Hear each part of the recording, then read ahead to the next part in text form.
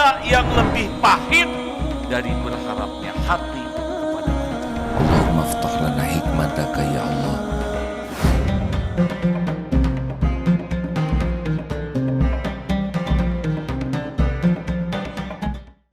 Kita kalau dengar Selandia Baru, pasti yang dibicarakan pertama adalah keindahan alamnya. Padahal keindahan alam secara syariat itu akan terjaga kalau orang-orangnya juga memiliki komitmen yang berakhlak indah, betul?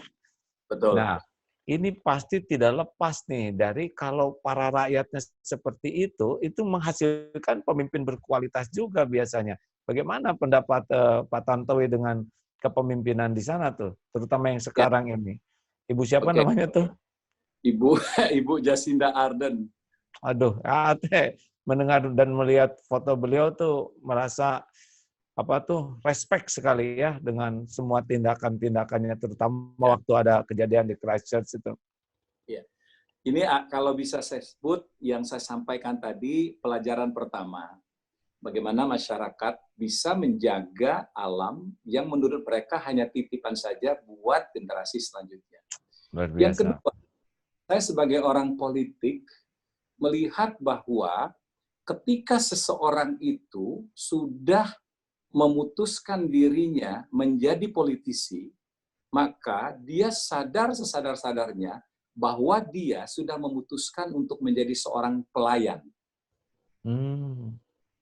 Politisi di sini, latar belakangnya macam-macam. Ada lawyer sukses, ada pedagang sukses, ada profesional sukses, ya macam-macam.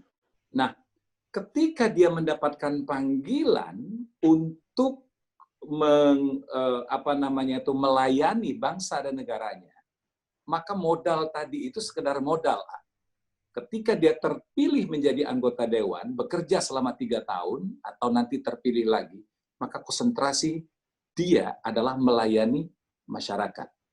Nah, karena konsepnya itu, politisi itu adalah pelayan, maka siapapun yang menjadi politisi, kemudian menjadi menteri, menjadi perdana menteri, itu bagi mereka amanah. Karena mereka berasal dari rakyat, dan menjadi politisi itu sebagai pelayan rakyat, bagi mereka menjadi menteri, kemudian menjadi perdana menteri, itu sekedar promosi atau elevasi dari penugasan mereka sebagai pelayan rakyat tersebut.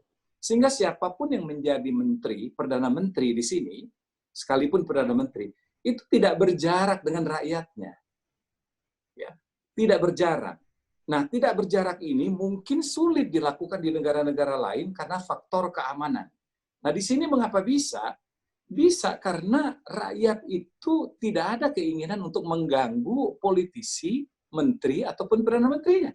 Tidak ada. Karena bagi mereka, ada orang yang mau menjadi politisi saja, mereka udah bersyukur. Ada orang yang mau menjadi pelayan kita. Ya, nah ini Luar saya biasa. rasa sulit kita dapat dari negara-negara lain. Dari satu negara, kita tidak usah sebut negaranya apa, yang jabatan politik itu adalah jabatan untuk dilayani, untuk menjadi orang yang posisinya di atas, disembah, dihormati, dan dilayani. Maka magnitude-nya pasti akan berbeda dengan apa yang terjadi atau yang saya lihat di Selandia Baru. Itu pelajaran kedua yang saya dapat. Stop, ini luar biasa. Saya harus menikmati nih obrolan ini ya, karena ini obrolan yang dalam dan berkualitas.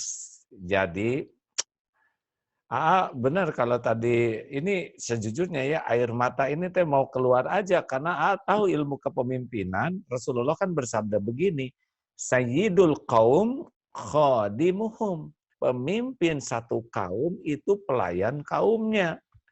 Jadi siapapun yang mau masuk ke dalam dunia kepemimpinan itu adalah dunia berkhidmat, melayani. Dunia posisinya bukan di atas, tapi di bawah yang mengeluarkan segenap daya, pikiran, tenaga, potensi untuk melayani. Itulah arti kepemimpinan dalam Islam.